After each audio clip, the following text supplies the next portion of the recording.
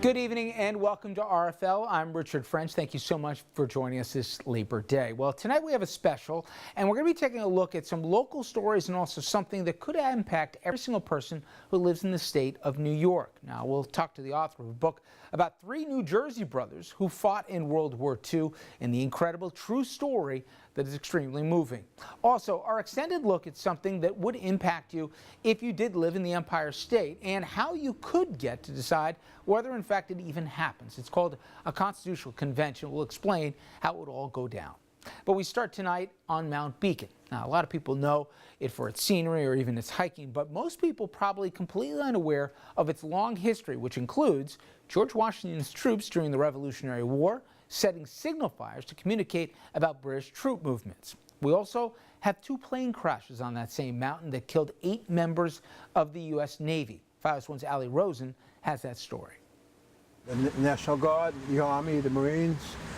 A memorial in the center of Fishkill honors fallen servicemen and women in the area. It's a great location. It's right off Route 84, Route 52.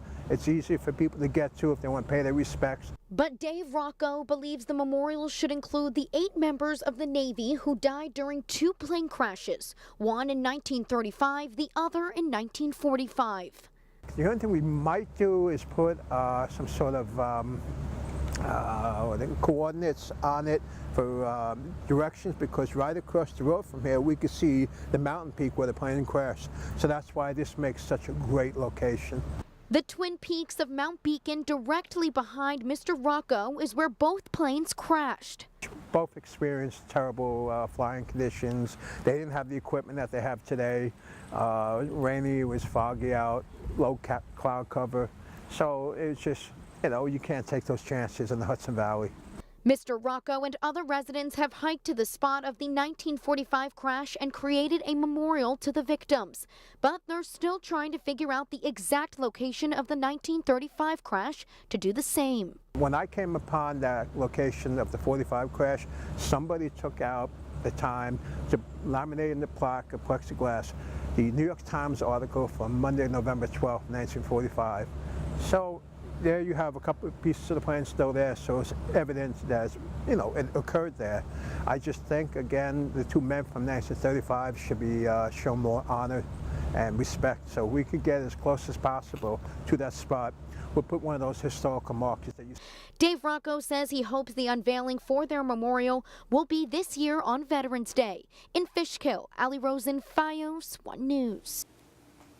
David Rocco came to our studios to talk about Mount Beacon and also his book, The Indestructible Man.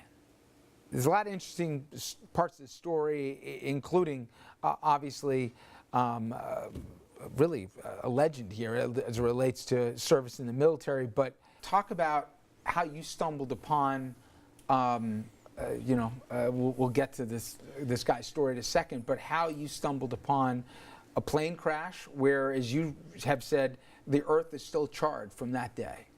Well, my background after I retired from the New York City Housing Authority as a carpenter, I got hurt on the job back in 2001. I got involved with a project called Walkway Over the Hudson up in Poughkeepsie, New York. And to me, it was my first time into a project like that as a volunteer. It's a great idea. Eventually, we finally got it open in 2009. From there, it bounced over to a project called the Mount Beacon Fire Tower Restoration Project. And the funny thing is, the antenna transmission towers for this station is on the other peak, on the north peak. The fire tower is on the south peak. So from there, we renovated it, and maybe around June of 2013, we had a grand opening celebration. Pete Seeger was there, David Amram, fantastic storyteller by the name of Jonathan Kruk was there as well. And shortly after the ceremony, somebody said to me, "Are you aware of the fact there was a plane crash in Mount Beacon?"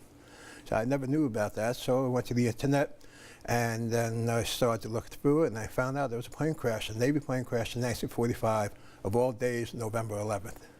One of the 6 that day was a Navy legend by the name of Dixie Kiefer.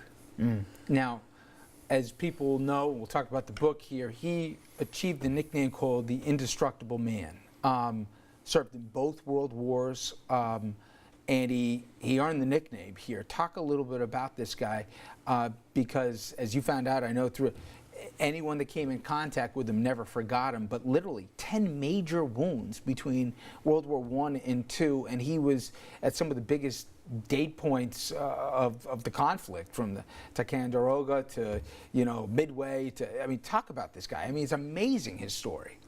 He was a remarkable person. The other thing that was remarkable about him, just to sidestep for a second, is I can't believe how many people adored him, because I met 7 people that served underneath him on the U.S.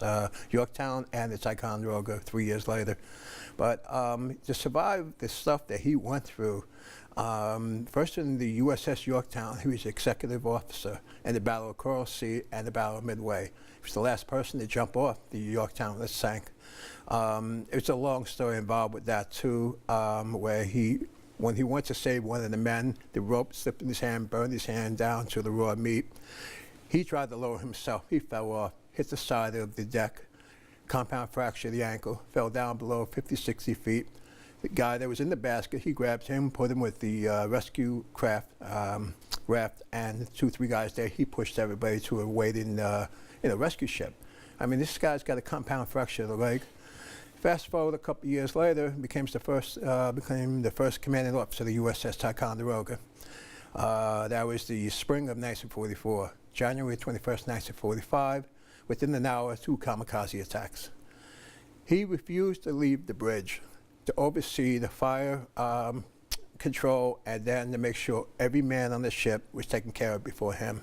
Stayed on that bridge for 12 hours before he finally agreed to come down. So several months later, in the award ceremony at Rockefeller Center, then Secretary of the Navy, James Forrestal, said to him, after reading all his background, about to present him with an award, he said, "You're the indestructible man." By the way, was the Navy Secretary actually a Beacon native? That's the incredible thing, because 6 months later, he was killed in James Forrestal's hometown. Another one of these crazy things that connecting the dots, so to speak. And it's just kind of drawing me deeper and deeper into this. And as part of his heroism, he was aboard a ship, and his actions saved a lot of guys' lives that day, because even though he was severely wounded, he turned the ship a certain way that, as a consequence, really saved a lot of American lives. Well, that was the thing. Both on the Yorktown, seems he had a lot of free will and free reign on it, because I guess a lot of times the commanders let the executive officers really take charge, because they're training them to take over their own command. So when he got onto the Yorktown and then the Ticonderoga, what he did was, after both attacks, he listed them. I took on water on purpose to list them sideways so the fire and the burning planes would fall off the ship itself, and then list them back, balance them out. To have that presence of mind in the middle of all this heated battle, and it's just God help those people that went through all that.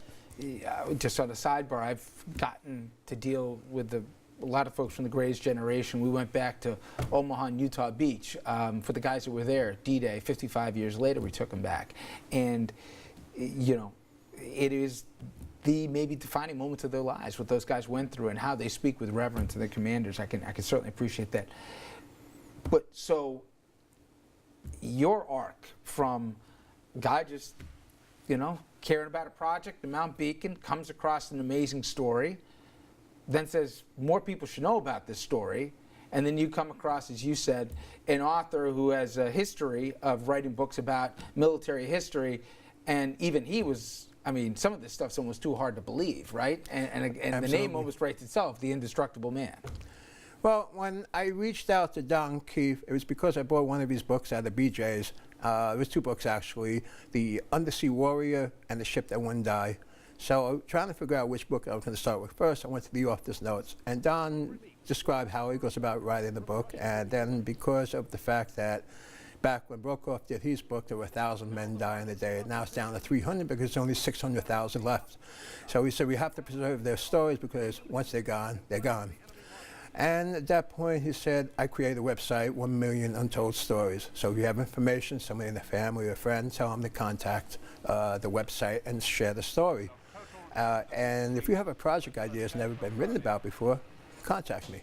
So I said, well, here's my chance. So because so many people had told me with the hikes that we had and ceremonies, you got to write a book. You have to write the book. Senator Gillibrand, U.S. Senator Gillibrand, helped me out by getting the personnel records of all 8 men. So I really got a background of everybody, so everything was on the table.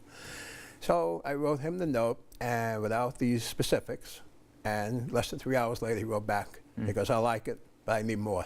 Just don't worry about me stealing your idea, because I have too much of a reputation to maintain. And by the way, he's in one of his books is being made into a major motion picture here as we speak. So, so then you get in the material, and now this thing's turning into a book, and who knows what happens after that, right? Well, I personally could have wrote the book. That was the one thing I didn't like about what the Times writer wrote in the New York Times last week. Dave Rockland couldn't write. I could write, but what I wanted to do, being a carpenter and a cabinet maker, I wanted the best possible product.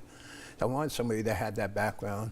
So when I sent down all the material by the end of late January, early February, he sent me the first 5 chapters by the beginning of March. I knew I had it right, because it was magnificent to see what he did. And I got to tell you, you know, for most people who think they've heard every story, you haven't until you've seen this one. And I'm going to look forward to going through this book myself here. Like I said, the guy was eyewitness to so many major things. And then, as you said, to quote you, what a kick in the ass to go through 2 world wars and to die in a regular flight, you know, going home. So anyway, an amazing story. Looking forward to it. Thank you so much. I appreciate the time. Thank you for having me here. Coming up next, it's like Saving Private Ryan, but instead of a movie, this is a true story. And the brothers in the story, all from New Jersey. The book Jersey Brothers tells us that story. We'll sit down with the author next.